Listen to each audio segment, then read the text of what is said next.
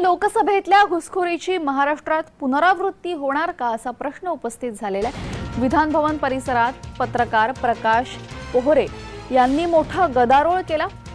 पोहरे यांना पोलिसांनी ताब्यात घेतलेले आहे।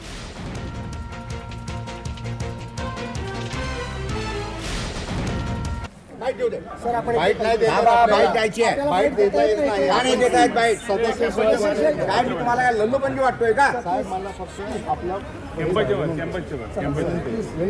हे बघा काय झालंय, गेले जो लोकांचा या सभागृहाचा जो वेळ वगैरे बाहेर गमावतात, प्रकाश पोहरे नाव टाका, सगळं तुम्हाला मिळेल। ते आहे माझ्याकडे। तुम्हाला काय वाटतं काय मी काय चोरासारखा आलो इथे? बाईट देऊ दे सर, आपण बाईट नाही देणार, बाईट द्यायची आहे, बाईट देता येत नाही, आणि देत आहेत बाईट। म्हणजे 3-4 दिवसाचा तमाशा करायला विदर्भात येतात ते सर्व।